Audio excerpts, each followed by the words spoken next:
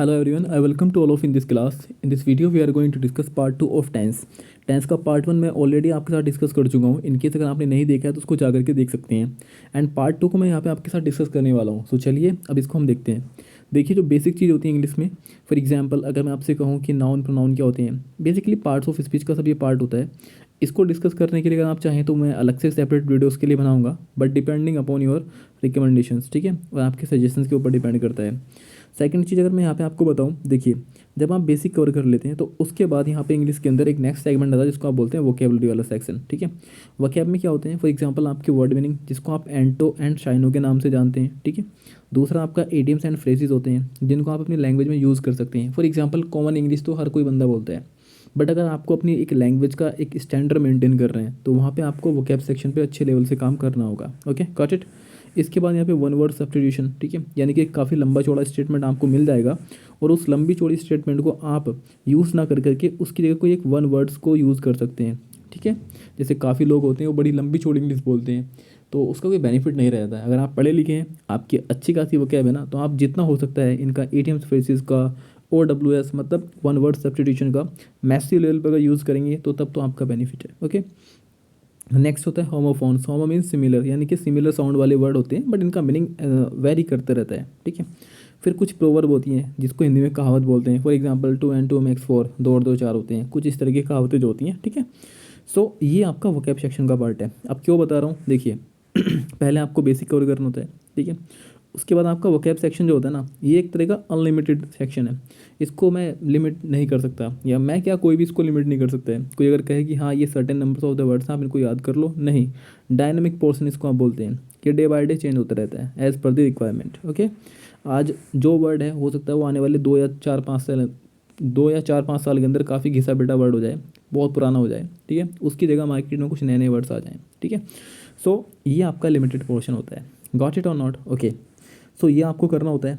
इसके बाद यहाँ पे आपका ग्रामर सेक्शन की अगर मैं बात करता हूँ, कोई पूछे कि भैया ग्रामर हमें पढ़ना क्यों है, तो उसके पीछे रीजंस होते हैं, वेरियस रीजन. क्योंकि ग्रामर अपने आप में क्या होता है, एक तरह का सेट ऑफ रूल होता है. क्या होता है ग्रामर अपने आप में, एक तरह का सेट ऑफ रूल होता है. यहाँ पे बेसिकली जो लैंग्वेज के रूल्स होते हैं वो यहाँ पे दे रखे होते हैं कि आपको कैसे कैसे लैंग्वेज को जब आप फॉर्म करते हैं, सेंटेंस को फॉर्म करते हैं या फिर लैंग्वेज को कहीं भी बोलते हैं ना, तो वहाँ पे आप किस टाइप से रूल्स एंड रेगुलेशन को फॉलो करेंगे, ये सब चीज़ें हमें ग्रामर सिखाती है. Got it. हालांकि इसके अंदर आप आगे चल करके सिंटेक्स क्या होते हैं, कंबाइंड कॉम्प्लेक्स सेंटेंस क्या होते हैं, ठीक है, और भी वेरियस बहुत सारे इसके सब टॉपिक हैं वो आपको पढ़ने होते हैं ग्रामर के अंदर. इसको साइड करते हैं अभी. अब नेक्स्ट हम पढ़ने वाले हैं यहाँ पे टेंस, ठीक है. टेंस का मतलब क्या होता है. अब टेंस के अंदर आप एक चीज़ पढ़ेंगे सबसे पहले जिसको आप बोलते हैं ट्रांसलेशन. अब ये ट्रांसलेशन भी दो तरह की होती है, ठीक है. यानी कि एक तो होगी सेंटेंस आपको हिंदी में मिल जाएगा, उसको आपको इंग्लिश में ट्रांसफॉर्म करना है. दूसरा क्या होगा, इसका वाइस वर्सा होगा कि सेंटेंस आपको इंग्लिश में मिलेगा बट इसको आपको ट्रांसफॉर्म करना है हिंदी में. कैसे, चलो अब हम वन बाय वन करके देखने की कोशिश करेंगे. ओके, चलिए 1 सेकेंड प्लीज़. अब देखिए अगर आप यहाँ पे देखें टेंस को, टेंस को हिंदी में बड़े प्यार से बोलते हैं काल, ठीक है. काल मूवी की बात नहीं कर रहा हूँ, इसको काल बोलते हैं. अब टेंस क्या है, किसी न किसी वर्ब, और वर्ब को आप क्या बोलते हैं, एक्शन वर्ड, ठीक है. इसके बारे में कहीं ना कहीं रिप्रेजेंट करता है. अब कोई एक्शन अगर हुआ है तो उसका कोई ना कोई टाइम तो होगा ना. जब कोई एक्शन हुआ तो उसका कोई ना कोई टाइम होगा. यानी कि टेंस के अंदर बेसिकली पढ़ते क्या है, वर्ब, वर्ब का कोई एक्शन, वर्ब को आप एक्शन वर्ड बोलते हैं, एक्शन होगा, और एक्शन जो होगा उसका कोई ना कोई फेज तो होगा, कोई ना कोई उसका टाइम तो होगा ना. तो एक्शन और एक्शन के टाइम को जो रिप्रेजेंट करता है उसी को आप क्या बोलते हैं बच्चे, टेंस बोलते हैं. ओके, अब ये टेंस टेंस जो होते हैं वो 3 तरह के होते हैं मेजरली. पहला आपका प्रेजेंट, दूसरा आपका past, and third one is आपका फ्यूचर. Got it. अब इनके भी सब पार्ट होते हैं, जैसे पापा, पापा के 4 छोटे छोटे बच्चे, ठीक है. तो जैसे आपका प्रेजेंट, दूसरा होता है आपका इंडेफिनिट, इसी का सब पार्ट इंडेफिनिट. सेकंड आपका कॉन्टिन्यूस, थर्ड आपका परफेक्ट, और फोर्थ आपका परफेक्ट कॉन्टिन्यूस. इंडेफिनिट का मतलब क्या होता है, जैसे आपने दो वर्ड पढ़े होंगे वो कैब में, एक होता है डेफिनिट, एक होता है इंडेफिनिट. डेफिनिट का मतलब जो चीज़ सर्टेन हो, जो होनी होनी है कि हाँ होंगी. इंडेफिनिट का मतलब क्या है कि सेंटेंस के अंदर कोई काम तो होगा बट हमें ये नहीं पता वो कब से हो रहा है, that is called indefinite. Okay, continuous का मतलब क्या होता है कि कोई एक्शन चल रहा है, मतलब चल रहा है, अब ये नहीं पता कब से चल रहा है, कोई काम इसमें पता है कब से हो रहा है, नहीं पता है. परफेक्ट का मतलब अभी अभी जो जस्ट कंप्लीट हुआ है. फॉर एग्जाम्पल आपके घर कोई मेहमान आता है, आप उनसे बोलते हैं सर चाय लेंगे, नहीं बिल्कुल नहीं, बस अभी अभी लेकर के आया हूँ, ठीक है. ऐसे मेहमान बोलते हैं, मैं नहीं बोल रहा हूँ, ठीक है। तो वो क्या कहते हैं कि वो बच्चे हमेशा परफेक्ट को यूज़ करते हैं। अच्छा, परफेक्ट का और कॉन्टिन्यूस का जब दोनों का कॉम्बिनेशन हम एक साथ करते हैं तब जा करके बनता है आपका परफेक्ट कॉन्टिन्यूस, ठीक है। परफेक्ट कॉन्टिन्यूस में और कॉन्टिन्यूस में फ़र्क क्या है, देखिए कॉन्टिन्यूस में कोई एक्शन हो रहा है बट हमें नहीं पता कब से हो रहा है। मैं कहूँ यह बच्चा खेल रहा है, ठीक है, मुझे नहीं पता कब से खेल रहा है, लेकिन काम हो रहा है खेलने का, इतना पता है, ये आपका कॉन्टिन्यूस हुआ। बट अगर परफेक्ट में बात करते हैं, मैं कहूँ यह बच्चा सुबह से खेल रहा है, अब टाइम पता है कब से खेल रहा है, सुबह से खेल रहा है। अब टाइम भी दो तरह के होते हैं सर, एक होता है आपका डेफिनेट टाइम और दूसरा होता है आपका इनडेफिनेट टाइम। अगर डेफिनेट टाइम है या आप इसको बोलते हैं स्पेसिफिक टाइम, ठीक है। अगर आपका कोई स्पेसिफिक टाइम है या इसको बोलते हैं आप सर्टेन टाइम, ठीक है। तो अगर आपका कोई पॉइंट ऑफ टाइम है, स्पेसिफिक टाइम है, सर्टेन टाइम है या फिर डेफिनेट टाइम है, चार नाम है, कोई सा भी आप नाम ले लीजिए, तब आप सिंस का यूज़ करेंगे, ओके। कोई अगर आपका इनडेफिनेट टाइम है, अनसर्टेन टाइम है, ठीक है, जिसके बारे में कुछ पता ही नहीं है, मैं कहूँ पिछले 2 घंटे से हम पढ़ रहे हैं, पिछले नहीं, मैं कहूँ 2 घंटे से पढ़ रहे हैं बट पता नहीं कौन से 2 घंटे हो सकते हैं। सो उसके लिए हम फॉर का यूज़ करते हैं। अभी बताऊँगा आपको वन बाय वन करके, टेंशन न लीजिए। सो यहाँ तक क्लियर होगा, ओके। नेक्स्ट हम मूव करते हैं, प्लीज़ 1 सेकेंड, यस। अब अगर आप यहाँ पे देखें, सबसे पहले हम प्रेजेंट का ऑपरेशन करते हैं और प्रेजेंट में हम पढ़ने वाले हैं प्रेजेंट इंडेफिनिट को, ओके। अब प्रेजेंट इंडेफिनिट में आगे चल के जब आपने सेंटेंस पढ़े होंगे तो सेंटेंस के 4 से 5 टाइप होते हैं, affirmative, negative, interrogative, exclamatory, optative. मैंने पास्ट वीडियो में डिस्कस किया है, इनकेस अगर आपने नहीं देखा है तो आप उसको जाकर के देख सकते हैं। तो सबसे पहले जो हम सेगमेंट पढ़ने वाले हैं यहाँ पे प्रेजेंट इंडेफिनिट के अंदर, वो पढ़ेंगे हम अफर्मेटिव सेंटेंस, ठीक है। अफर्मेटिव सेंटेंस का मतलब क्या होता है, ये किसी स्टेटमेंट को अफर्म करता है, कंफर्म करता है, ना तो ये ना करता है और ना ही ये क्यों कब कैसे, कुछ नहीं, सिंपल स्टेटमेंट होती है, क्लियर है। हिंदी पहचान क्या है इसकी, हिंदी पहचान ये होगी इसमें, 1 सेकेंड प्लीज़, प्लीज़ 1 सेकेंड। देखिए प्रेजेंट इंडेफिनिट जब आप पढ़ते हैं ना बच्चे, तो 3 टाइप के हम पढ़ने वाले हैं यहाँ पे, अफर्मेटिव पढ़ेंगे, नेगेटिव और इंट्रोगेटिव। अफर्मेटिव में सिंपल स्टेटमेंट होगी और लास्ट में आपका क्वेश्चन मार्क, यहाँ पे आपका फुल स्टॉप होगा। नेगेटिव में आपका नोट होगा और इंट्रोगेटिव 2 टाइप की होती हैं, WH टाइप, यानी कि जिसमें WH टाइप के वर्ड होते हैं, जैसे what, when, where, how, when, okay. दूसरा यहाँ पे यस एंड नो टाइप, सिर्फ हाँ और ना में जवाब आपका खत्म होगा। फॉर एग्जाम्पल, क्या आप चाय पियेंगे, हाँ या ना, बस, इसके अलावा कुछ और नहीं, ठीक है। सो ये सब चीज़ें हैं यहाँ पे। और लास्ट में क्वेश्चन वर्ड भी होता है यहाँ पे, जिसको आप बोलते हैं, जिससे आप आइडेंटिफाई करते हैं कि सेंटेंस इंट्रोगेटिव है, क्लियर है। अब सबसे पहला जो पॉइंट है इसका, सबसे पहला टाइप जो आप पढ़ने वाले हैं यहाँ पे, जिसको आप बोलते हैं मेरे दोस्त अफर्मेटिव के अंदर इंडेफिनिट, मतलब प्रेजेंट इंडेफिनिट के अंदर अफर्मेटिव, उसको हम पढ़ने वाले हैं। हिंदी पहचान बड़ी आसान सी होती है, ता है, ती है, ते है, गुरुजी ने पढ़ाया था बचपन में, ठीक है, आपको भी याद होगा। और वर्ब की फर्स्ट फॉर्म में अंग्रेजी में क्या होता है, एस या एस लगा होता है, ठीक है। पहचान कैसे होती है, जो कोई कस्टम होता है, किसी की आदत होती है, रीति रिवाज, ठीक है, वो सब इसके अंदर बनते हैं। साथ ही कोई यूनिवर्सल एक्शन जो होता है, यूनिवर्सल ट्रुथ जो होता है, यानी कि कोई ऐसी चीज़ जो एप्लीकेबल टू होती है सभी के लिए, मतलब कोई एक ऐसा इवेंट या कोई ऐसी बात जिसको पूरी की पूरी दुनिया मानती है। मैं कहूँ कि वाटर जो होता है ना, वो 100 डिग्री पर बॉयल हो जाता है, यानी कि पानी 100 डिग्री पर गर्म होता है, हाँ सभी को पता है, हर कोई जानता है इसको, हर कोई मानता भी है। मैं कहूँ सूरज जो है पश्चिम पूर्व दिशा से निकलता है, हर कोई जानता है, जी हाँ बिल्कुल सही बात है, कोई इसको, इस फैक्ट को कोई डिनाई नहीं कर सकता है। सो इस इवेंट को हम बोलते हैं बच्चे यूनिवर्सल ट्रुथ, यानी कि जो साइंटिफिक लेवल पे चीज़ें प्रूव की गई हों और उसको हर कोई मानता भी हो, एक्सेप्ट भी करता हो, that is called universal truth. Got it और नॉट, ओके। अब यहाँ से इसका फॉर्मूला देख लेते हैं कैसे कैसे इसको बनाना है। फॉर्मेशन में सबसे पहले सब्जेक्ट लाएंगे, वर्ब लाएंगे और ऑब्जेक्ट लाएंगे, सिंपल सेंटेंस की पहचान। यहीं से एक रूल बना दिया कि वर्ब के पहले जो आएगा वो सब्जेक्ट होगा, वर्ब के बाद जो आएगा वो आपका ऑब्जेक्ट होगा। सो ये आपकी सिंपल स्ट्रक्चर हो गई। सब्जेक्ट को कभी कभी आप डूअर भी कहते हैं, सेंटेंस के अंदर काम करने वाला जो होता है वो सब्जेक्ट होता है। वर्ब को आप एक्शन वर्ड कहते हैं कि सेंटेंस के अंदर काम क्या हो रहा है। और ऑब्जेक्ट तो आपको पता है क्या होते हैं, कि सब्जेक्ट ने जो काम किया है, ये जो सेंटेंस के अंदर काम हुआ है उसका क्या इंपैक्ट आया है, क्या आउटपुट आया है, दैट इज कॉल्ड आपका ऑब्जेक्ट। क्लियर है यहाँ तक। सो सब्जेक्ट कौन कौन हो सकते हैं, या तो कोई नाउन हो सकता है। अब अगर नाउन क्या होता है, किसी का नाम, कोई भी नाम क्यों ना हो, वो सब अपने आप में नाउन होता है। सो यहाँ पे कोई नाउन हो सकता है, नाउन की जगह पे जो यूज़ हो वो प्रोनाउन होता है। तो नाउन हो, प्रोनाउन हो, या जिरेंड, यानी कि वर्ब की फर्स्ट फॉर्म में आईएनजी, या फिर इन्फिनेटिव। इन्फिनेटिव का मतलब टू प्लस वर्ब की फर्स्ट फॉर्म, ये क्या होते हैं आपके, ये सब्जेक्ट की तरह काम करते हैं। Got it.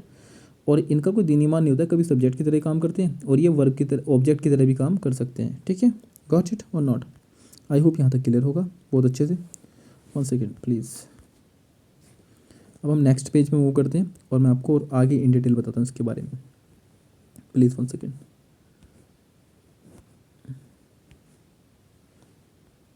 अब अगर आप यहाँ पे देखें वर्ब क्या होती है, वर्ब मैंने आपको बताया एक्शन वर्ड होता है, बट ये दो तरह की होती है, हेल्पिंग वर्ब, मेन वर्ब। हालांकि तीसरी वर्ड होती है जिसको हम बोलते हैं मोडाल एक्सिलरी, बट हम उसको अभी नहीं पढ़ेंगे, अभी के लिए हम हेल्पिंग वर्ब और मेन वर्ब। अच्छा, हेल्पिंग वर्ब क्या करती है, ये हमारी हेल्प करती है सेंटेंस को पहचानने के लिए।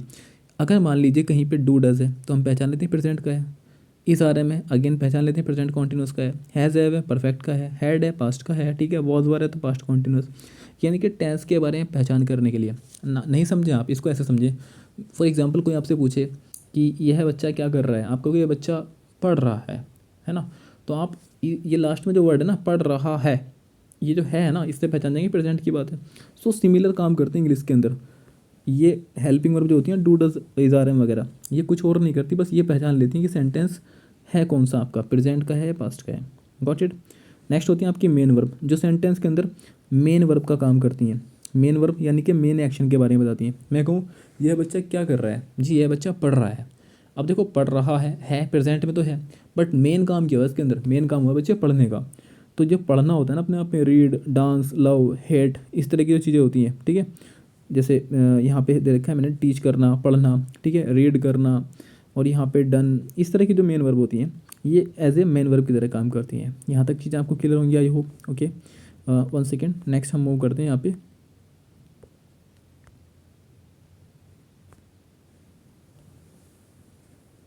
प्लीज़ प्लीज़ 1 सेकेंड मेरे दोस्त। यस, अब नेक्स्ट क्या होता है कि जैसा सब्जेक्ट होगा वैसे ही हम वर्ब लेंगे। ये एक तरह का रूल होता है सब्जेक्ट वर्ब एग्रीमेंट का।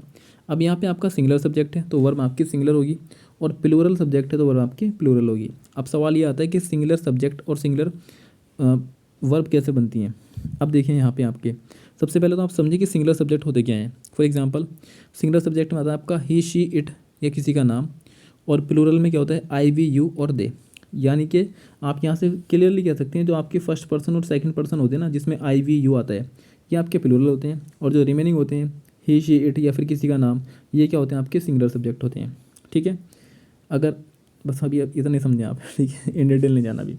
सो यहाँ तक चीज़ें क्लियर है आपको, आई होप काफ़ी अच्छे से क्लियर होंगी। अब इसका फॉर्मेशन देखते हैं हम कैसे कैसे होता है। 1 सेकेंड। यस, अब अगर यहाँ पे आप देखें सब्जेक्ट होगा, वर्ब की फर्स्ट फॉर्म में एच एस होगी, और आपका ऑब्जेक्ट होगा। डिपेंड करता है कि सब्जेक्ट जैसा सब्जेक्ट होगा वैसी वर्ब होगी। अब देखिए वर्ब की अगर आपने फर्स्ट में वर्ब की फर्स्ट फॉर्म में अगर आपने एस या ई एस को ऐड किया है ना, तो आपकी सिंगुलर वर्ब बन जाती है। और वहीं पे अगर आपने प्लूरल वर्ब बनानी है तो आप वर्ब में एस या ई एस कुछ नहीं लगाएंगे। यहाँ तक क्लियर है। और अगर आपने नाउन में एस या एस लगाया तो वो बन जाता है आपका प्लूरल। कन्फ्यूज नहीं होना है। देखो वर्ब में अगर आपने एस या एस लगाया तो बन जाएगी सिंगुलर, नाउन में अगर आपने एस एस लगाया तो बन जाएगा प्लूरल। ठीक है, जैसे मैं फॉर एग्जांपल यहाँ पे लिखता हूँ गो, अपने आप में प्लूरल वर्ब है, एस लगा दिया तो अपने आप में सिंगुलर वर्ब बन गया। Got it. फॉर एग्जांपल दूसरा एग्जांपल देखें, ये क्या है, बॉय। अब बॉय तो अपने आप में किसी का नाम है, कोई ना कोई चीज़ है, ये अपने आप में नाउन हुआ। नाउन में अगर आपने एस लगा दिया ना बॉयज़, तो बच्चे भी सिंगुलर नहीं है, ये बन गया आपका प्लूरल। ठीक है, बात समझ में आ रही है आपको। ओके, अब सेंटेंस एक देखते हैं हिंदी का, बड़ा प्यारा सा सेंटेंस है, रवि खेलता है। ओके, ता है, ती है, प्रेजेंट इंडेफिनिट है, सिंपल सी बात है, निगेटिव भी नहीं है। Got it. सिर्फ यहाँ पे सिंपल सी स्टेटमेंट है, रवि खेलता है, फुल स्टॉप। सब्जेक्ट कौन है यहाँ पे, रवि। ओके, अब रवि किसी का नाम है, अगेन सिंगुलर सब्जेक्ट है। यहाँ पे वर्ब क्या है बच्चे, मेन वर्ब क्या है यहाँ पे, खेलने की, खेलने को हम बोलते हैं प्ले। अब रवि कैसा है अपने आप में, यहाँ पे किसी का नाम है, और नाम है तो ही, शी, इट वाली कैटेगरी में है। और जब ये ही, शी, इट वाली कैटेगरी में है तो ये सब्जेक्ट जो है अपने आप में सिंगुलर हुआ, तो वर्ब भी हमें सिंगुलर लेनी पड़ेगी। तो हमें जो प्लूरल वर्ब है यहाँ पे प्ले, PLAY, उसमें एस या एस ऐड करना है, तो हमने एस लगा दिया यहाँ पे, रवि प्लेस, बात खत्म बस। कहाँ खेलता है इसमें कुछ ज़्यादा इन्फॉर्मेशन दी नहीं, तो हम इसके अंदर एडिशनल इन्फॉर्मेशन को ऐड नहीं करेंगे। Got it, I hope clear होगा। नेक्स्ट है, मैं प्रतिदिन क्रिकेट खेलता हूँ। भाई डेली का मेरा काम है, प्रतिदिन का मतलब क्या है, ये पता लग रहा है कि मैं काम को डेली करता हूँ, और जो काम डेली होता है, ठीक है, रूटीन एक्शन होता है, उसको आप प्रेजेंट में बनाते हैं। ये बात तो अपनी पढ़ी है पीछे। तो सब्जेक्ट कौन है यहाँ पे, मैं, आई। अब अगर आई को देखो तो प्लूरल सब्जेक्ट है। ओके, काम क्या है यहाँ पे, खेलने का। ओके, आई प्ले, ठीक है जी, ऐसे एस नहीं लगाएंगे क्योंकि प्लूरल सब्जेक्ट है तो प्लूरल वर्ब आ गई, यहाँ तक काम खत्म है। मैं क्या करता हूँ, क्रिकेट खेलता हूँ, क्रिकेट अपना ऑब्जेक्ट हुआ। अब क्रिकेट तो किसी चीज़ का नाम है तो अपने आप में नाउन हुआ। कोई अगर आपसे पूछे मैं क्रिकेट कब खेलता हूँ, डेली खेलता हूँ, प्रतिदिन, तो वर्ब के बारे में जो बताएगा वो क्या होगा आपका, एडजेक्टिव।